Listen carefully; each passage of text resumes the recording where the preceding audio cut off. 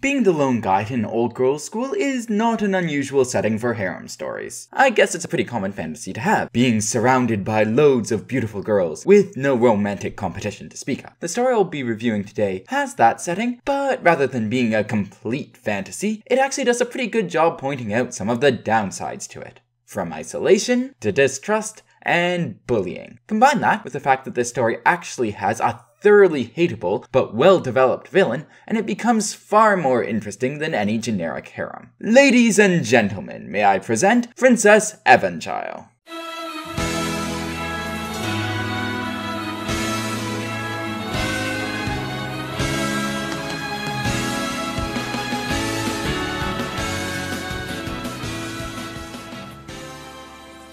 First, I guess I should clarify that in Princess Evangile, there are no princesses, nor anyone named Evangile. So if you went into this expecting a princess story, you were misled.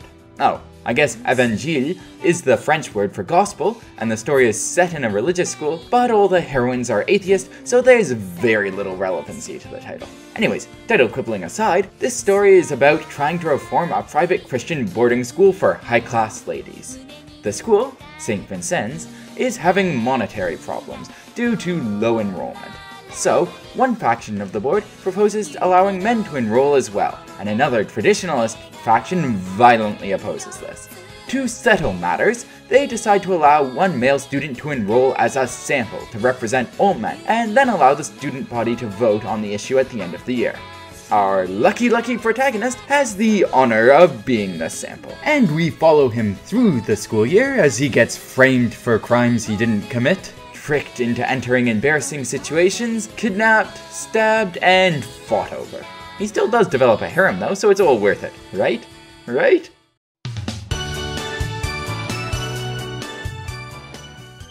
The protagonist of this story, Messiah, is probably one of the most forbearing men alive. Frame him for a criminal offense, he'll forgive you. Kidnap him, he'll forgive you. Stab him in the back, and not metaphorically, but literally with a freaking kitchen knife? No worries, he'll still forgive you. Seriously, our protagonist could be a saint. Of course ignoring all the premarital sex he has in the character roots. Other than his incredibly charitable nature, Messiah is also a bit of a Mary Sue. Since he had a bit of an impoverished childhood, he took a bunch of part-time jobs to pay the bills. Now, from those part-time jobs, he can do anything. From beating up gangsters, to construction projects, to modeling. Apparently the only thing he can't do is regularly access his common sense, because he makes some absolutely moronic choices. Then of course, we have our heroines. There is Reese, a bright, peppy, we can do it type. Chiho, a mix of the athletic girl, tsundere, and childhood friend tropes. Ritsuku, a quiet follow-the-rules type. And Ayaka, a well-endowed prankster. All are likable enough, but none of them are particularly remarkable. Interestingly, in this, the side cast is almost as well developed as the main cast. Ruriko, the most airheaded innocent girl ever written, and Konomi, a hyperactive little girl with a katana, get more screen time than some of the main heroines in the common route. And Misako, the headmistress, is definitely the most fleshed out and interesting character in the story.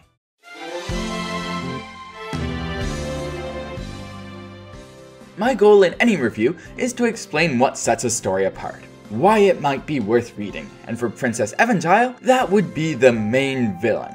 Not a usual strong point for school life comedy, because when we think of a great villain, thoughts generally trend towards evil masterminds and demonic entities rather than a school's headmistress. In this case though, said headmistress is brilliantly written. The writers really managed to create a character I could hate with a passion. I genuinely wanted to reach through the screen and punch her at some points in the game.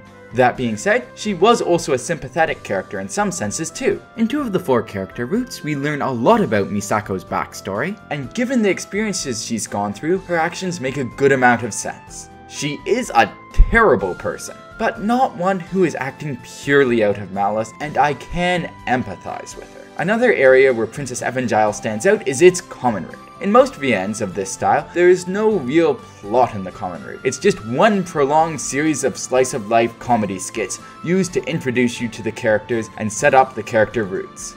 Here, however, the overarching plot is introduced right at the beginning of the story, and there are several story arcs that you go through before you hit the character roots. As far as I'm concerned, this is a much better way to keep the reader engaged, and I'd like to see more VNs that have long common roots follow this model. Also, on the note of keeping the readers engaged, as you read through this story, you'll come to realize that there's more reason to reform the school than just monetary issues. This makes the story significantly more compelling than, oh no, the school for rich girls can't go bankrupt, and makes the case that isolating people from the real world and coddling them for the first 18 years of their life might not be the most healthy thing in the world. The case studies are rather interesting.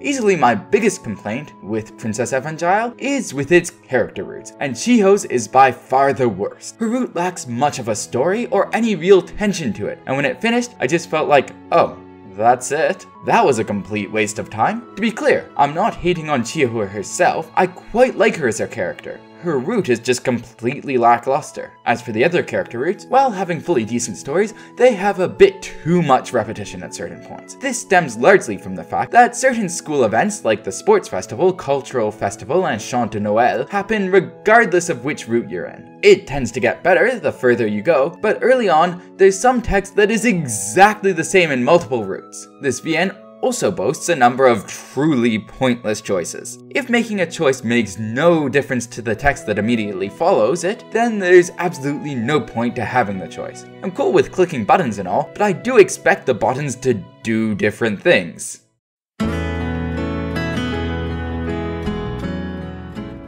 So, would I recommend Princess Evangile? Well, maybe. If you haven't read Grisai no Kajitsu, I would recommend reading that first, as it has a pretty similar setup, but executes on it much better. If you have already read Grisai no Kajitsu though, and are looking for something similar, this is a fully decent choice. Also, if you do decide to read Princess Evangile, I strongly recommend you read the roots in the following order: Rize, Chiho, though skip this one if you don't like Chiho, Ritsuku, and then finally Ayaka. Although technically you can read the roots in any order, some information that's revealed in Rize's root provides some very useful context for Ritsuku and Ayaka's roots. And Ayaka's root would spoil Ritsuku's root if you read it first. Also, I just think that the end to Ayaka's root is the perfect way to finish reading this story. Anyhow, that concludes my review. Thank you all for listening, I hope you all enjoyed it. Cheers!